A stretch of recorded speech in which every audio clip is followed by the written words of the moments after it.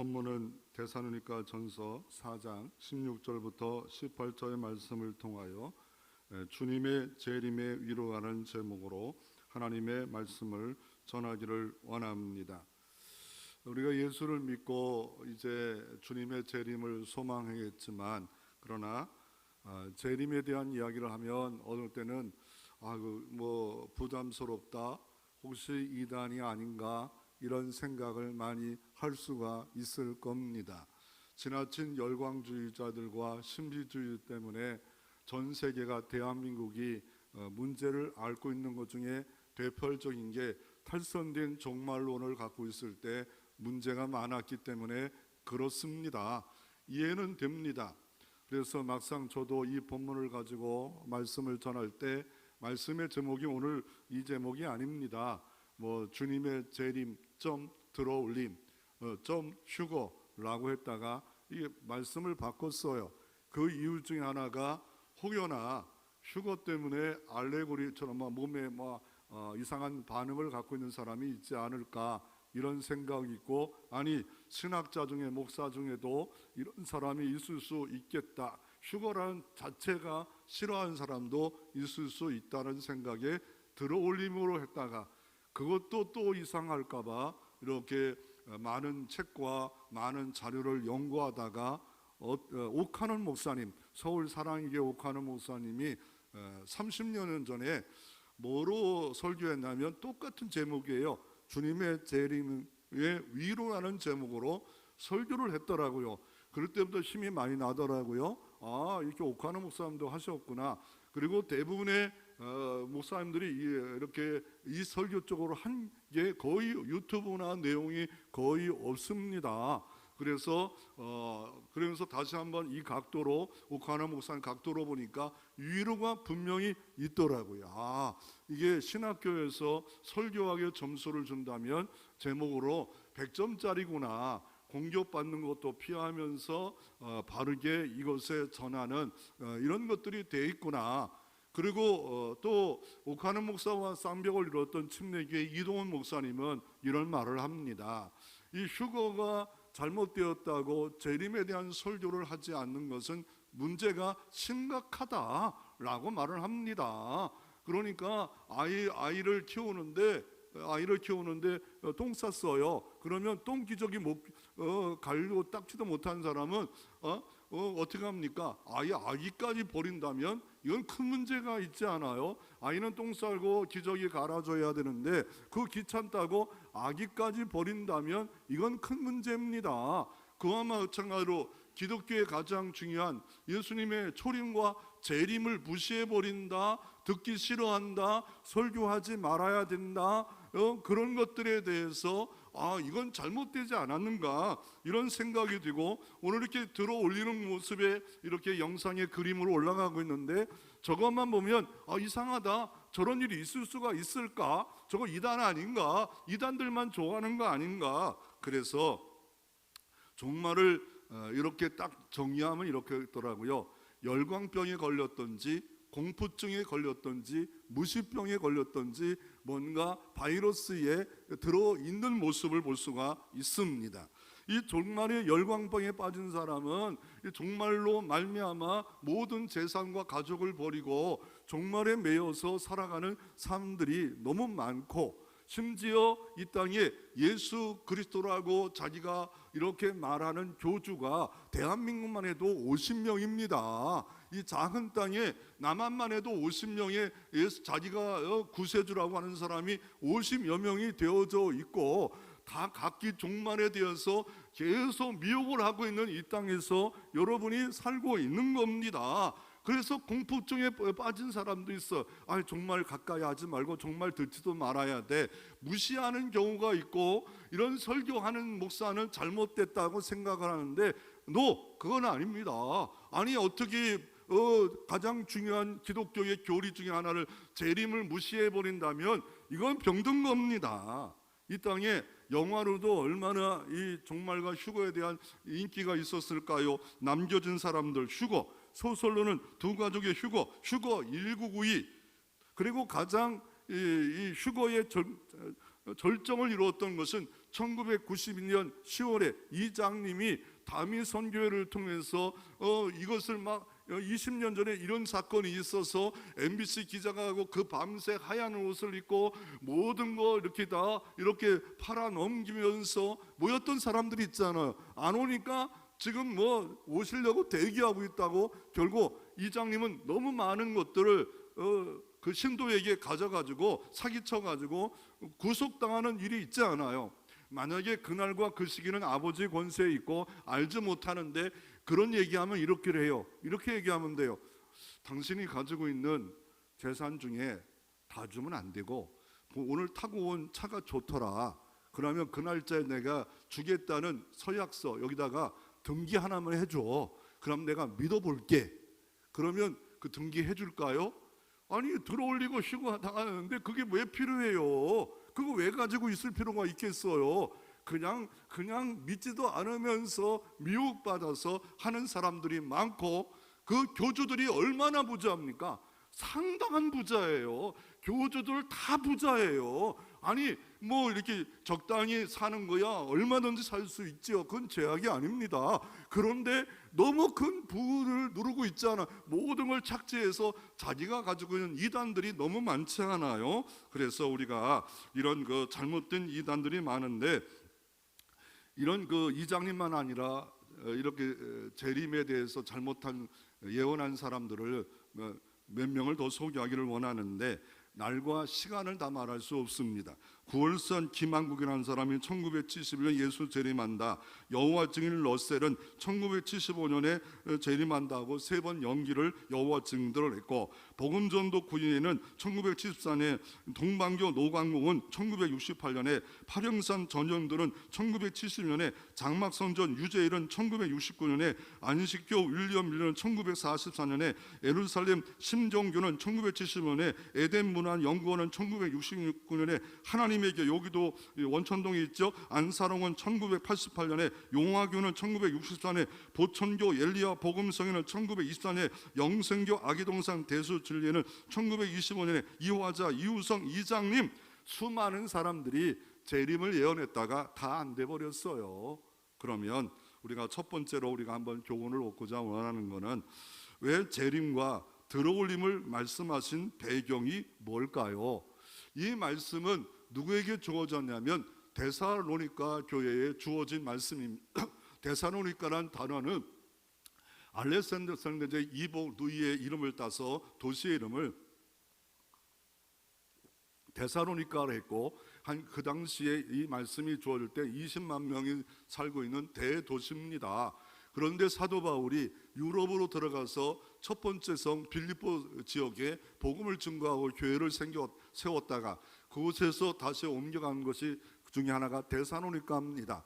말씀을 증거하는데 이상한 걸 증거한다고 핍박으로 말미암아 3주만 딱 증거했어. 21일 딱 증거하고 그 디모데를 남겨뒀어요. 디모데 제자 디모데를 남겨두고 다른 데서 선교하다가 다시 또 디모데를 만났고 다시 또 디모데를 보냈어요. 그리고 이 교회의 현실을 들어봅니다. 그런데 디모데를 통해서 들어보니까 1장부터 3장까지의 내용을 보면 잘하고 있다는 거예요. 3주 만에 바울이 세운 개척교회였는데도 불구하고 믿음의 역사가 있고 사랑의 수고가 있고 소망의 인내를 가지고 있는 아름다운 교회였고 더 나아가 이웃교회 어려울 때 구제 헌금까지 해줄 정도로 멋쟁이 교회로 자라났습니다. 그리고 4장부터 이제 사도 바울이 하고 싶은 말을 하고 있는 거예요. 4장 그리고 5장으로 이렇게 말씀이 끝나는데 데살로니가전서에 끝나는데 하고 싶은 말이 뭐예요?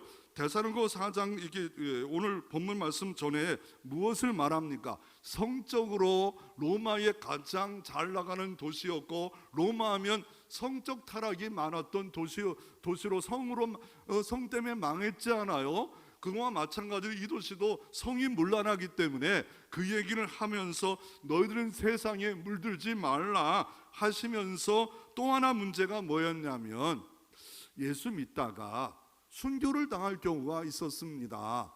예수 믿다가 사도 바울처럼 쫓김당하고 환난 나가는 게 아니라 아예 순교까지 하는 경우가 있습니다. 그랬더니 이 사람들이 그 죽은 것 때문에 지나치게 슬퍼하고 지나치게 문제화합니다. 미리 죽은 건 못 받은 건데 저렇게 죽을 수가 있을까?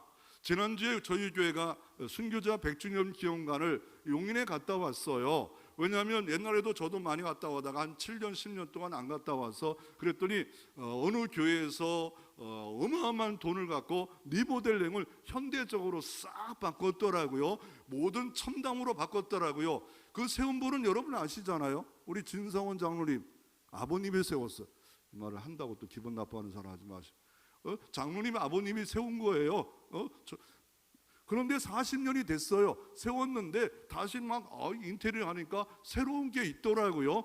그러면서 다시 한번 들어가서 이렇게 보니까 이렇게 대한민국에 있는 일제시대 순교당한 사람 6.25때 순교자 200 몇 명을 기념하는 그런 곳은 전 세계에 없대요. 근데 유일하게 대한민국에 다 모아놓고 기념하고 이런 사람을 본받자 이렇게 해놓은 곳이 가서 그냥 뭐 많은 강의 안 들어도 이렇게 복음을 와요 순교했구나, 대한민국 하나님 나라를 위해서 순교했구나, 이거 그냥 느끼고 오면서 한 가지라도 좀 변화하면, 이렇게 말씀 듣는 것도 너무 중요하지만 그냥 가서 맛있는 점심도 먹으면서 느끼고 올 수만 있다면 얼마나 좋겠어요. 그런데 그곳에 이런 순교당한 사람 보면 이거 문제가 있어 죽은 거야, 이렇게 데살로니가의 초신자들은 생각하고, 유대교에서 개종한 사람은 장수가 복인데 수명을 다하지 않고 죽는 것은 문제가 있어. 이런 것 때문에 사도 바울이 디모데를 통해서 고린도 지역에서 데살로니가 전서의 말씀을 말하고 있는 겁니다. 이 말씀하신 배경을 보면 데살로니가가 어떤 교회고 어떻게 탄생했는가에 대해서 말씀하고 있고, 오늘 4장 1절에 보십시오. 오늘 본문전의 4장 1절에 그러므로 형제들아 우리가 끝으로 주 예수 안에 너희에게 구하고 권면하노니 너희가 마땅히 어떻게 행하며 하나님을 기쁘시게 할 수 있는가를 우리에게 배웠으니 곧 너희는 행하는 바라 더욱 많이 힘쓰라.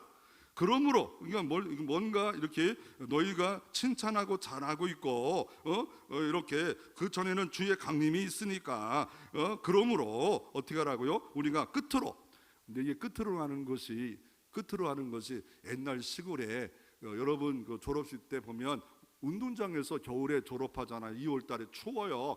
그러면 교장선생님 끝으로 하나만 더 추가해서 정말 발 시려 죽을 뻔한 그런 것 같은 거예요. 끝으로라는 것은 더 중요한 말씀이라는 그런 말이지, 야 끝났다 이게 아니에요. 끝으로 중요한 말씀을 한다는 거예요. 뭘 중요한 말씀합니까? 주 예수 안에 너희에게 구하고 권면, 이제부터는 앞에는 너희 격려했다면 본론으로 가자는 거예요. 본론으로 너희에게 구하고 권면하니 너희가 마땅히 어떻게 행하며, 첫째로 마땅히 어떻게 행할 걸 말하고 있고, 하나님을 기쁘게 할 수 있는가를 우리에게 배웠으니 꼭 너희가 행하는 바를 너희 더욱 많이 힘쓰라. 그러니까 하나님을 기쁘시게 하고 또 어떻습니까? 그리고 마땅히 행할 것에 대해서 말하고 있는 거예요. 그러니까 진리와 감정을 두 가지, 하나님 기쁘게 하는 감정을 두 가지를 잘 가지고 가라. 너무 슬퍼하는 이런 일들로 빠지도 말고 진리로 바로 무장하라. 그러면서 2절에 우리가 주 예수로 말미암아 너희에게 무슨 명령을 준 것은 너희가 아니라. 여러분, 이 말씀은 누구에게서부터 주어진 겁니까? 주 예수로부터 주어진 겁니다. 주님으로부터 주어진 겁니다. 주 예수로 말미암아 너희에게 명령하노니, 말씀하노니. 오늘도 강단에서 대리자로 주 예수 말씀을 전하고 선포하고 가르치고 있는 겁니다. 주 예수 말미암아 너희에게 무슨 명령을 준 것을 너희가 아느니라. 알고 있다는 거예요. 안다는 거예요. 뭘 알아요? 복음을 알고 있다는 거예요. 어떻게 유일한 구원자 예수를 믿어 구원받는 걸 알고 있고, 예수가 어떤 분인가를 알고 있다는 게, 알고 있는 게 복이에요. 복음을 알고 있고. 진짜 아는 사람은 어떻다고요? 복음을 아는 자는 견딜 수가 없어요. 왜요? 예수 생명수가 내 안에 들어온 거예요. 하나님이 내 안에 입성한 거예요. 내 안에 없던 하나님이 내 마음에 사랑의 구주, 최고되는 주님이 있는데 이걸 얘기 안 한다고요? 아니, 암이 치료하는 걸 발견했어요. 아니, 에이즈가 치료된 걸 발견했어요. 옆에 친척이, 이웃이, 자녀가 에이즈에 걸려 죽겠는데 말하지 않는다. 난 모르는 거예요. 복음을 내가 알고 있다면 복음으로 무장하고 복음으로 누리고 복음을 전해야 되는데 이걸 모르니까 안 전하는 거예요. 복음이 뭔지도 몰라요. 그러나 안 돼요. 이 교회는 안 돼요. 알고 있는 거는 그냥 지식적으로 알고 있는 게 아니라 행하는 데까지, 복음을 전하는 자까지 될 때 진짜 아는 거예요. 그리고 13절에 이어서 아는 것에 대해서 또 말합니다. 형제들아, 자는 자들에 관하여 너희가 알지 못함은 우리가 원하지 아니하노니 이는 소망 없이 다른 이와 같이 슬퍼하지 않게 하려 함이라 라고 말합니다. 주 예수의 명령을, 복음을 또 알아야겠지만 또 어떤 거예요? 형제들아, 자는 자들에 관하여. 잔다고 할까요? 우리가 생각하는 자는 거와 다른 거예요. 예수님이 예수 안에 죽은 자 나사로를 자는 거로 여겼고, 희당장 구원받을 야유를 따를 자는 거로 따라 달리다금 소녀야 일어나라. 그러니까 주 안에 죽는 거는 자는 것 불과해요. 그냥 깨어나면 된다는 거예요. 주님은 죽음을 죽음으로 말하고요, 죽음을 이기셨기에 죽음으로 말하지 않고 자는 것으로 말하고 계세요. 그래서 너희가 이 자는 것을 알지 못함을 모르고 세상에 죽음처럼 완전 죽음, 무덤으로 가면 끝이야, 흙으로 가면 끝이야. 예수 믿는 사람도 그런 소리 하고 있다면 이거 주님 재림, 부활, 이거 모르는 자예요. 복음을 모르는 자예요. 그래서 어떻게 합니까? 우리가 원하지 않으니 이는 소망 없이 다른 이와 같이 슬퍼하지 않게 하려 함이라. 이게 주 안에서 만약에 여러분의 자녀가 복음 증거하다가 죽었어요. 아니, 복음 증거는 죽지 않아도 이런 일이 벌어질 때가 가끔 있지 않아요? 우리 작은 아버지, 어머니도 어때요? 큰 아들이 죽었어요. 이번 주에 다른 사람 듣기에는 집사님인데 5자녀 중에 첫째 아들과 막내 아들이 죽었어요. 그리고 그 집사님이 우울증이 걸렸고 미친 것처럼 행동했고 더 나아가 자살까지 하려고 했다. 이해가 돼요. 아니, 자식이 죽었는데 가슴이 막 찢어지지 않겠어요. 그런데 너무 지나쳐서 우울감 가는 것도 좀 어느 정도 자살까지 하려고 했다는 이런 것을 볼 때 정말 뭔가 모르고 있는 거 아닌가? 알아야 될 것을 정말 알고 있는 걸까? 우리가 알아라. 지나치게 슬퍼하지 마라. 여러분, 슬픔까지 장례식 가서 하지 말라는 보수적인 목사님이, 아니 천국 가는데 환영하고 춤춰야지. 아니, 자기 부모가 죽었는데 슬프지 않겠어요? 이별의 아픔이 없어요? 하나님이 그거를 싫어한다. 너무 지나치게 매여 있으면 문제예요. 매여 있으면 문제예요. 왜 내 자녀에게 내게만 이런 어려움이 있을까? 이건 문제예요. 그러나 내가 아픔이 있고 힘들어서 왜 그럴까? 왜 이런 일이 내게 있을까? 이런 것들 슬퍼하겠다, 아파한다, 이런 것까지도 하나님이 문제화하지 않아요. 우리는 연약해요. 그래서 주 안의 죽음에 대해서 말하는데 나사로, 야이로 회당장 딸에 대해 죽음 말하고 있고요. 이것에 대해서 예를 들면 이런 겁니다. 어떤 어머니가 자녀 둘을 유언하면서 이렇게 말하잖아요. 너는 굿나잇이다. 너는 굿바이야. 엄마, 나는 왜 굿바이요? 왜 죽으시면서 저에게 그런 말을 해요? 똑같이 형처럼 굿나잇 해주셔야지 않겠어요? 그럴 때 엄마가 하는 말이 뭐예요? 너희 형은 예수 믿어. 나는 다시 오늘 밤 자고 깨어나면 또 언젠가는 만날 것 같지만 너는 예수를 믿지 않지 않냐? 그러니까 굿바이야. 나 이제 만날 수가 없어 라고 이렇게 말하면서 죽었다는 그런 이야기가 있지 않아요? 굿나잇, 굿바이. 우리는 자는 것에 대해서 오늘 굿나잇, 내일 또 만나자, 이후에 만나자, 이런 것들이 주 안의 죽음이요, 주 안에 자는 것인데 이것을 잘못 해석함으로 지나치게 데살로니가 교인 중에 문제를 갖고 있는 사람들이 있었고, 그것에 대해 처방과 진단을 하고 있는 내용이 데살로니가의 전서의 배경입니다. 그리고 완전한 처방을 뭐로 합니까? 오늘 16절 17절에 보면 이걸 이길 방법은 이거다. 뭘 이긴다고 말하고 있습니까? 종말에 대해서 말합니다. 재림에 대해서 말을 합니다. 이 땅의 슬픔에 대해서 다 답할 길이 없다. 그러나 16절에 주께서 호령과 천사장 소리와 하나님의 나팔 소리로 친히 하늘부터 강림하시니 그리스도 안에 죽은 자들이 먼저 일어나고, 주님이 강림하신대요. 주님이 오신대요. 이걸 재림이라고 말합니다. 그리고 오실 때 어떤 현상이 일어납니까? 오늘 세 가지를 말합니다. 첫 번째, 주께서 호령을 발하십니다. 두 번째, 천사장의 소리가 있습니다. 세 번째, 하나님의 나팔 소리가 있습니다. 모든 사람이 다 들을 수 있도록 이렇게 하시고, 그리고 친히 하늘부터 강림하십니다. 그럴 때 누가 먼저 일어납니까? 그리스도 안에 죽은 자들이 먼저 일어나고, 죽은 자들이 먼저 일어난대요. 죽은 모든 주 안에 죽은 자들이 일어난대요. 그리고 나서 그 위에 우리 살아남은 자들도 그들과 함께 구름수로 끌어올려 공중의 주를 영접하게 하시니 그리하여 우리가 항상 주와 함께 있으리라 라고 말하고 있어요. 그러면 주 안에 죽은 자와 끌어올리는 자와 시간적 차이는 얼마나 있을까요? 얼마나 차이가 있을까요? 제가 보기에는 큰 차이 없어요. 주 안에 죽은 자가 끌어올림을 당하고 시간을 말한다면 0.00001초 정도 이렇게 차이를 두고, 주님은 전능하시기 때문에 그렇지, 한참 이렇게 먼저 주 안에 죽은 자 올라가고 2박 3일 지나가서 불안하게 만들고 이래고서 이렇게 또 끌어올린다? 그런 건 아니라고 생각해요. 하나님이 조금 차이가 있다는 거예요. 그래서 주 안에 죽은 자가 복이 있는데 그도 먼저 일어났다, 이것도 복이라고 할 수 있지만 특별한 복은 아니라고 생각이 되어지고요. 그리고 오늘 본문에 보면 공중에서 주를 영접한대요. 이 주를 영접한다는 말에 이 원어를 보면, 배경을 보면 황제가 올 때 카페트 깔고 나팔 소리하고 영접한대요. 그러면 이것에 대해서 휴거와 들어올림을 반대하는 사람은 요 영접만 붙잡고 얘기하더라고요. 이 땅에 황제가 올 때 빰빠레 울리고 나팔 불고 징치고 북치고 이 땅에서 이루어지는 거지 천상에서 하는 거 아니야. 영접만 그러지요. 그 앞단을 보세요. 구름 속으로 끌어올린다는데 이거는 어떻게 빼내버릴 거예요? 구름 속으로 끌어올리고 또 어디서 영접한다고요? 공중에서.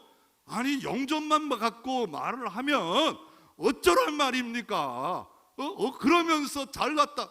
미안합니다, 잘났다고 그래가지고 막 유튜버에 얼마나 까고 막 무시해 버리는지. 물론 성경을 너무 문자적으로 보면 문제지만, 그러나 성경은 분명히 말씀한다면 겸허히 우리가 서 있을 필요가 있습니다. 그리고 18절 말씀에 보면 옥하는 목사님이 왜 위로해야 될 말씀이 여기에 있더라고요. 그러므로 이러한 말로 서로 위로하라. 주 안에 죽은 자들이 있다, 위로하라. 주 안에서 일하다가 시 없는 경우가 있느냐, 위로하라. 주 안에서 일하다가 절망당한 경우가 있어 슬퍼하는 자가 있는가, 주 안에 서로 위로하라. 왜 나만 일하고 있고 나만 예물을 드려 이러면서 뽐도 내지만 마음속에 상처를 갖고 있는 사람, 주 안에서 서로 위로하라. 주님은 분명히 파루시아 재림 강림하신다. 선악간에 심판하시고 상을 주신다. 이것을 소망으로 갖고 있어라. 소망과 희망은 차이 있어. 희망은 근거가 없어. 세상 사람들 희망을 갖고 있어. 우리는 소망이 뭐예요? 하나님의 소망이고 주의 명령이 이렇게 했다고 기억하라고 알아라고 했던 이것이 이게 소망이에요. 내가 주 안에서 헌신하고 봉사하는 것이 소망을 갖고 있는 게 상소망을 갖고 있고, 데살로니가의 그 믿음의 역사와 사랑의 수고, 소망의 인내를 가져야 될 이유가 뭐예요? 주님 재림하신다는 거예요. 주님은 심판하신다고 말하고 있습니다. 그러면 할 일이 뭐예요? 정리하면 지나치게 슬퍼하지 말라. 두 번째로 주의 강림을, 재림을, 휴거를 소망하라. 그리고 서로 위로하라. 그리고 더 나아가 데살로니가 5장으로 가면 어떻게 살 걸 한 줄로 딱 하면 아주 대단한 말씀이 5장 10절이에요. 예수 믿음으로 끝나는 것이 아니라 예수 믿고 방종하지 말고 10절에 예수께서 우리를 위하여 죽으사 우리를 하여금 깨어있든지 자든지 자기와 함께 살게 하려 하셨습니다. 예수 믿음 위에 선한 싸움을 싸우는데 어떤 사람이 가장 승자입니까? 예수와 함께 사는 겁니다. 예수와 함께 동행하는 겁니다.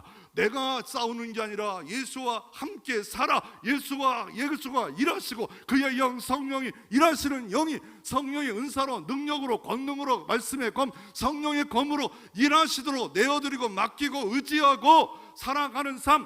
그래서 어떻게 합니까? 깨든지 자든지 주님과 함께 살아. 주님 뭘 원하시지요? 이번 주에 뭘 기뻐하시죠? 영통 중앙교회는 이번 주에 뭘 하고 있는데 내가 어떤 시간을 드려야지요? 이런 삶이 있을 때 이게 가장 멋쟁이 그리스도인이에요. 승리하는 그리스도인이에요. 그래서 11절에 그러므로 피차 권면하고 서로 덕을 세우기에 너희가 하는 것 같이 하라 라고 우리가 할 일은 이겁니다. 이거를 말하고 있습니다. 그리고 재림과 휴거의 의미는 뭔가요? 재림과 휴거의 아니 뭐 기초적인 건데요. 아이고 기초를 잘해야 되는데 재림은 뭐예요? 초림 있고 재림 있잖아요. 예수님이 하나님의 독생자고 하나님이셨던 그분이 어떻게 해요? 보좌를 버리시고 초림하셨죠. 그게 장소가 어디예요? 베들레헴이에요. 누구 몸을 통해서? 동정녀 마리아의 몸을 통해서 어디 베들레헴에서 탄생하셨어요. 이걸 초림 예수라 말해요. 33년 동안 이 땅에 있다가 주님은 승천하시고 십자가에 죽으셨죠. 그때는 오실 때는 어떤 주님으로 오셨어요? 구원자로 이 땅에 오셨고 2000년이 흘렀어요. 언제 어느 때 올 줄을 모르지만 재림하신대요. 재림하시는 그때 어떤 분이 이 재림할 때 다니엘서나 요한계시나 성경에 7년 대환란이 있대요. 재림하기 전에 있느냐 재림 후에 7년 대환란이 있느냐 이거는 뭐 엄청 들어가면 복잡해요. 그렇기 때문에 그 재림 전에 7년 환란이 있느냐 7년 후가냐 다니엘서 요한계시록에 너무 말씀하는데 그중에 들어올림이 있어요. 그 들어올림에 대해서 말씀해가지고 줄이면 휴거인데 이거를 껄기로 올까봐 저도 이거 쓰면 안 되는가 생각하고 그래서 신학자는 뭐를 말하는가 그래가지고 신학책들을 제가 있던 걸 다 끄집어 봤어요. 봤어요. 그랬더니 벌거포란 장로교회 가장 신학의 교리에 모든 것에 영향을 받은 사람이 휴거라는 단어를 쓰고 있더라고요. 그러면 문제가 없다. 이거는 제설주가 혹시 다른 그 이상한 사람이 들어가도 휴거란 단어를 쓰면 문제가 그러면 휴거란 뜻이 뭘까? 들어올리는 뜻이 뭘까? 이거는 영어로 네트리먼 하는데 캐치업이에요. 그러니까 독수리가 새를 잡아서 끌어올리는 것처럼 나티노 하루 파주에서 유래한 거 채워 올리다 우리를 끌어올리는 거예요. 끌어올려 낚아채는 거예요. 이를 한문으로 휴거라는데 이 휴자는 뭐예요? 이끌어서 끌어올리는 거예요. 그러니 뭐 휴거란 단어 자체가 미담만 쓰는 게 아니에요. 들어올림이 휴거고 휴거가 들어올림이고 그러나 문제는 이렇게 많은 여러 가지 의견들이 있고 이단들이 너무 쓰기 때문에 휴거라는 단어를 성경에 번역하면서 안 썼어요. 그래서 휴거라는 단어를 쓰면 이단 용어처럼 되어 있지만 그러나 많은 사람들이 들어올림이라는 말을 안 하고 휴거다 이렇게 방송이나 많은 곳에 말하고 있습니다. 이 재림의 휴거의 결론은 뭐냐면 주님의 재림은 성경이다. 아멘. 반드시 재림이 있다. 아멘. 반드시 들어올림 휴거가 있다. 아멘. 왜 재림을 반대하거나 무시하지 말라는 거예요. 그러나 진짜 재림을 잘 믿었던 캠벨 모간 유명한 미국의 목사님은 늘 잘 때마다 오늘 밤이 끝날 줄 모릅니다. 이 밤에 주님 도적처럼 밤에 오실 줄 모르기에 이렇게 기도하고 잤대요. 그리고 중세 시절의 호리시오 사람 경건한 크리스찬은 아침에 창문을 열며 주님 오시옵소서, 창문을 닫으면서 주님을 오시옵소서 이런 기도를 했대요. 여러분 그런 기도 한 적이 있는가요? 없다면 여러분은 재림의 무장이 안 돼 있다고 생각이 되어지면 된답니다. 그만큼 바이러스가, 영적 바이러스가 여러분을 잡아먹고 있는데 치료제를 쓰지 않고 있다고 생각되어지면 됩니다.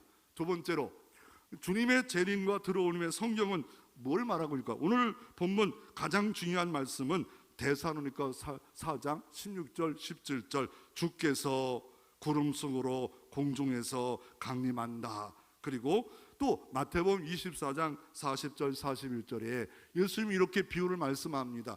두 사람이 밭을 매다가 한 사람은 들어올림을 당하고 한 사람은 들어올림을 당하지 않을 사람이 있도다. 그러면 이 강림에 대해서 오늘 데살로니가 이 4장만 있는가요? 아닙니다. 1장 10절에도 또 죽은 자들 가운데서 다시 살리실 그의 아들이 하늘부터 강림하실 것을, 죽은 자들 가운데 다시 살리신, 이게 문제가 있기 때문에 먼저 복선을 깔아요. 이것에 대해서 의심하는 자가 있기 때문에 죽은 자들 가운데 다시 살리실 그의 아들이 하늘부터 강림하실 것은 너희가 어떻게 기다리는지를 말하노니 이는 장래 노하심에서 우리를 건지시는 예수시니라.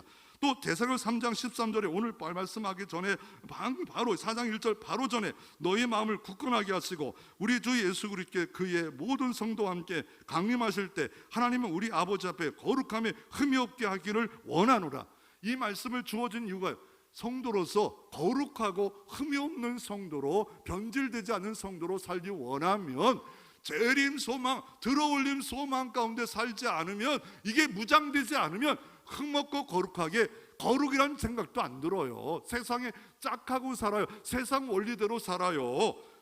데살로니가전서 5장 23절 이렇게 말합니다. 이 교회가 슬퍼하는구만. 그러니까 평강의 하나님이 친히 너희를 온전히 거룩하게 하시고 또 너희 온 영과 혼과 몸이 우리 주 예수 그리스도께서 강림하실 때 흠없게 보존되기를 원하노라 라고 이렇게 말하고 있습니다. 그러므로 소망을 가져야 돼요. 언제? 우리 죽은 몸이 주님이 끌어올려서 영화로운 몸으로 바뀌어진다. 영화로운 몸은 어떤 몸일까? 여러분, 최상으로 하나님이 나를 사랑하기에 최고로 아름다운 몸으로 바뀔 겁니다. 그게 어떨까? 19세일까? 18세의 내 모습일까? 그건 정말 몰라요. 그러나 하나님이 가장 아름다운 모습으로 신부로 단장시켜 영원히 주님 생하늘 새 땅에서 살 겁니다. 그러면 이런 성경의 근거를 말하는 이유는 아직도 무시하고 열광에 빠졌다면 잘못된 걸 고치라는 거예요. 재림과 휴거의 성경의 예를 들면 예수님도 어떻게 했어요? 휴거의 예를 들면 마지막 사도행전 1장에 보면 예수님이 십자가에 죽으시고 사흘 만에 부활하시고 40일 동안 하나님의 나라의 일을 하시다가 때가 되니까 감난산에서 어떻게 승천하셨어요. 승기하셨어요. 그럴 때 수많은 사람들이 보는 가운데 올라갈 때 여러 가지 질문들이 있었죠. 그러나 뭘 말씀했습니까? 갈릴리 사람들아 어찌하여 서서 하늘을 쳐다보느냐? 너희 가운데 하늘로 올려주신 이 예수는 하늘에 가신 본 그대로 오시리라. 그러니까 그대로 온다는 문자적으로 믿고 감난산에 가서 감난산을 이 주님이 오신다고 이렇게 말하지만, 그러나 성경에는 모든 이 열방이 주님 재림을 볼 수 있게 오신다고 하기 때문에 그냥 내가 일상 살면 돼요. 일상에서 살다가 나팔 소리와 뭐 이런 것이 이루어지면 오셨구나 할렐루야 하면 되지 않겠냐. 그러나 이 문자적으로 믿는 사람은요, 묘지까지 어디다 쓰냐면요, 감난산에다가 묘지를 써요. 최고 비싼 묘지가 감난산이에요. 믿음이 좋은 사람은 감난산 가면 묘지가 많아. 왜 이렇게 묘지가 예루살렘 성전 밑에도 있고 묘지가 있고 감난산에 왜 이렇게 많을까? 주님이 어떻게 한다고요? 이 감난산에 올라가신 그대로 온다고 했기 때문에 이거를 그대로 믿는 사람들은, 더 심한 사람은 이 돌 같은 게, 이게 돌이나 산이 신성하기 때문에 돌을 하나 더 올려놓고 부활을 소망하는 자들이 있답니다. 뭐 그런 거 안 해도 돼요. 묻히건 하나님이 왜요? 요한복음 5장에도 보면 어떻게 무덤에서 나오잖아요. 무덤에서 다 나온다고 요한복음 5장에도 이렇게 말씀하고 있고요. 또 나사로가 무덤에서 나왔잖아요. 그러니까 그 주님의 호령이요, 그 전능한 호령인데 그 감람섬에서 나오고 내가 우리 여기 시골에 어느 곳에 묻혔고 강물에 떠내려갔고 내 부모가 뭐 뼈밖에 없는데 아니 가루밖에 없는데 못 일어난다. 그건 말도 안 돼요. 옛날에는요. 그래서 어떻게 하냐면요, 경건한 사람은 시체 그대로 묻어라 이렇게 말을. 뼈들이 어디가, 하나님이 부르시는데 뼈들이 뭐 그거 저기 있건 여기 있건 뭐 탔건 없건 그게 안 맞춰진다고요? 저는 물론 그것도 일리 있는 말이 되지만 이제는 무덤을 다 태우라는, 그때 예수 믿는 사람들이 막 그냥 무덤 만들어가지고 하는 것도 별 좋은 것 같지가 않아요. 불 속에 미리 들어간다, 싫다, 뭐 마음대로 하세요. 뭐 돈 많으면 뭐 요즘 만들든지 말든지. 재림과 휴거의 일은, 구약에도 휴거의 일은 꽤 있었잖아요.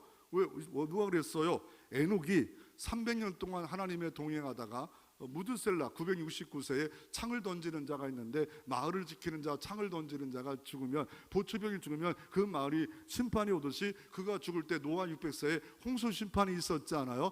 그런데 그 소리를 듣고 300년 동안 아이를 키우면서 있다가 갑자기 하나님이 죽음을 맛보지 않고 에녹을 들어 올려 버렸어요. 또 누가 그랬어요? 엘리야가 선지자로 활동하는데 갑자기 해골이방과 병거 타고 올라가 버렸어요. 또 누가 그랬어요? 예수님이 또 제자들 앞에서 휴거돼 버렸어요. 없어도 여기 분명히 감난산에서 말씀하던 주님이 올라가서 그대로 오리라. 도그를 뭐예요? 사도행전 8장을 봐요. 여러분이 성경을 보시면 이건 처음 들어봤을 것 같아서 한번 펴봐요. 사도행전 8장 39절에 보면 빌립 집사예요. 평신도예요. 사마리 가서 막 가기 싫은 사마리 전도하고, 또 어느 날 광야 가서 전도할 때 이디오피아 여왕 닐시 강대기 국구를 맡은 자에게 복음을 전하고 세례를 주고 딱 일어나는데 어떤 일이래요? 사도행전 9장 20, 둘이 물에서 올라왔어요. 주여 영이 빌립을 이끌어간 적, 갑자기 뭔가 강력한 힘이 이끌어가서 이게 광야에 있다가 올라가 버렸어요. 내시는 기쁘게 길을 가므로 그를 다시 보지 못. 빌립은 아소도에 나타나. 뭐 히오리 바람인가 무슨 바람인가 정말 모르겠어요. 그러나 이런 빌립이 얼마나 하나님 사랑하기에 이런 체험까지 하나님이 주시는지 모르지만 아소도에 갑자기 나타났더라. 여기다가 뿅 하고 일본에 나타난 거와 똑같은 거예요. 이건 뭐 무슨 소설이냐고. 성경이 이렇게 했다면 주의 명령을 우리는 우습게 여길 이유가 없어요. 고린도후서 12장에 바울이 삼층정을 갔다 왔고, 계시록 12장 5절은 어린아이가 하늘 보좌로 올라간다고 말하고 있습니다. 그러므로 예수님 재림은 성경입니다. 예수님 들어올림도 휴거도 성경입니다. 그러므로 우리가 확실히 믿어지기를 주의 이름으로 축원합니다. 세 번째로, 이단의 주님의 재림과 휴거는 어떤 겁니까? 이단을 뭐로 표현하냐면 시한문자, 종말론자라 말합니다.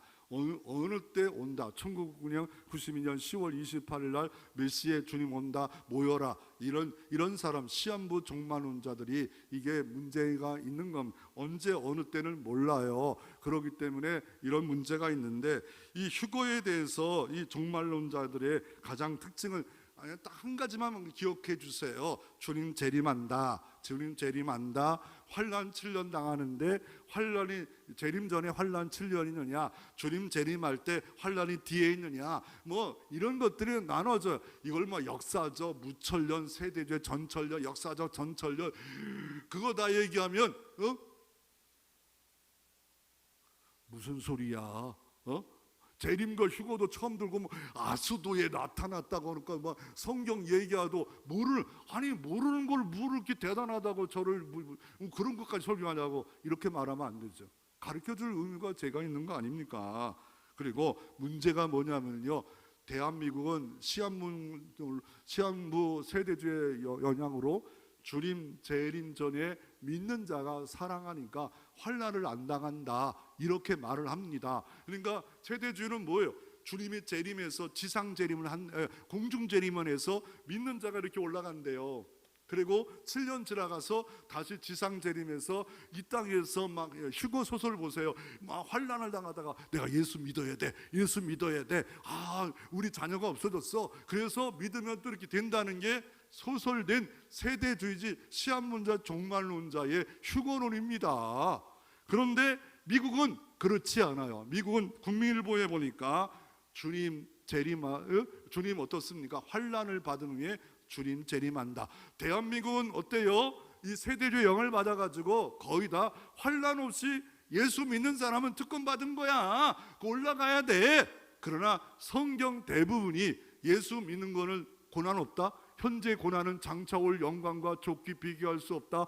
사도 바울도 고난과 환난을 당하는데 환난을 안 받는다. 어느 성경에 그게 있어요? 어느 곳에 있어요? 순교가 안 받는다. 어느 게 있어요? 말도 안 되는 소리 같고 너무 지나친 위로를 주는 이런 것들이 잘못됐어요. 그래서 국민일보에 통계를 올려놨고요. 주님 재림과 환난이 대한민국과 미국의 차이가 뭐예요? 7년 대한 환난 후 그리스도 재림한다. 미국 교회가 그렇다는 거예요. 환난 당한 후에 그리스도 재림한. 한국 교회는 뭐 환난 없이 예수 믿는 사람은 공중 재림해서 있다가 환난 당하는 것들 다 보다가 박수 치다가 이러다가 이제 주님은 뭐 이렇게 지상 재림할 거다. 두 번 재림을 말해요. 난 그거 안 믿고 싶어요. 왜요? 주님 재림 딱 하는 순간에 모든 것이 끝이에요. 왜요? 네가 복음 증거할 기회가 있다고 그랬지. 그 증거를 지금 네가 살아있고 주님 재림할 때까지 기회라고 분명히 성경에 수도 없이 말하는데 또 7년을 또 대환란을 줘서 마지막 추수를 더한다. 그리고 공포를 불어넣는다. 그런 것들은 성경에 근거가 조금 들어갈 때도 있어요. 그러나 대부분이 뭡니까? 이 땅의 환난을 7년을 당한다.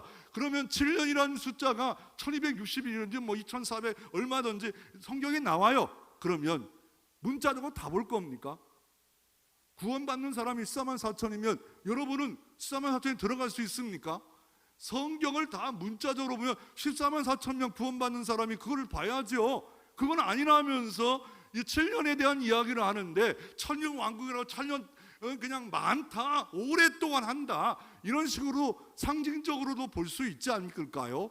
7년 대환란이 예를 들어서 로마 핍박 시대다, 대한민국 사람 이렇게 할 수 있죠. 6년 전쟁이었다, 일제시대 36년이었다, 이렇게 해석하는 사람 많아요. 그 다 틀린 거라고 말할 수가 옳은 것이 있어요. 제가 보기에는 각기 다 환란을 당할 수 있다는 거예요. 예수 믿으면 구원도 받고 놀라운 은혜도 받았지만 예수님 때문에 환난을 당할 수도 있고 미리 순교를 당할 수도 있고 이런 일이 벌어지고 있는 것에 대해서 성경을 말하고 있습니다. 재림과 휴거의 도표와 장점과 당점을 보면 이거 재림에 대해서 초림과 재림과 이것에 대해서 말하는데 두 번 재림을 말하는 이것들이 네이버나 구글 들어가면 너무 많아요. 그래서 이걸 제가 말씀드린 대로 주님 재림하고 그것으로 끝난다 이런 생각. 그러니까 그때까지 내가 전도할 기회고 복음 전할 기회다 이런 생각 갖고 살면 되고, 혹시 내가 휴거 안 당하면 어떻게 될까 그것도 걱정하지 마세요. 예수 믿으면 부족하고 연약해도 성령의 인치인 자는 다 생명의 부활에 들어갈 수 있는 겁니다. 그래서 너무 그렇다고 방심할 필요가 없어요. 믿지도 않는데 복음도 알지 못하는데 나는 당연히 이렇게 될 것이다. 또 어떤 분은 그러더라고요. 들어 올라갈 때 안에 잠옷을 붙잡고 같이 올라간대요. 잠옷 벗겨져요. 잘 때 안에 그러면 옷 다 입고 자라 그래. 붙잡고 올라가려면 붙잡고 올라간대. 하나님 붙잡고 올라가려 이렇게 할 줄 모르겠죠. 그럼 우리가 결론적으로는 휴거의 때는 알 수가 없습니다. 예수님 재림 시에 선택받은 사람은 다 경험되는 현상입니다. 일단 공중에서 벌어지는 사건으로 이해해야지 땅에서 지상에서 이렇게 성경은 많은 근거가 없다고. 휴거 재림 마지막 때 환란이 있고 이거는 세계적으로 모든 사람이 다 볼 수 있고, 오늘 데살로니가전서 5장 1절에 시기에 대해서 가장 큰 이단들이 미혹을 받기에 이렇게 말하잖아요. 형제들아 때와 시기에 관하여 너희가 쓸 것이 없다, 알 필요가 없다. 주의 날은 밤에 도둑같이 너희 자신에게 자세히 알기 때문이라. 갑자기 온다는 거예요. 우리 세대 안 오면 다음 세대 와요. 언젠간 와요. 우리 세대 올 수도 있어요. 아니 내일 올 수도 있어요. 이건 잘못된 거 아니에요. 언제 정확한 시간을 말하지 말라는 거예요. 때와 시기는 하나님께 있다라고 말하고 있습니다. 독일이 마지막 모든 전쟁에 질 때가 어떤 때였습니까? 롬메이라는 독일의 장군이 안개 끼니까 휴가를 일주일 떠날 때 연합군이 프랑스에 도착합니다. 이거를 D-Day입니다. 그리고 일주일 만에 이겼는데 V-Day입니다. 롬멜이 모르고 안개 끼니까 독일 장군이 휴가를 갔는데 갑자기 연합군이 쳐들어서 제2차 세계대전을 끝내버렸습니다. 언제 어느 때 내가 방종하고 있을 때 주님 오실지도 모른다고 했기에 이번 주에 내가 할 일이 무엇일까? 하나님 기뻐하는 것이 무엇일까? 바로 알아. 마라나다. 아멘 주 예수여 어서 오시옵소서 찬양하고 그럴 때 십자가 들고 나가는 찬송 가사처럼 여러분의 삶이 있기를 주의 이름으로 축원합니다.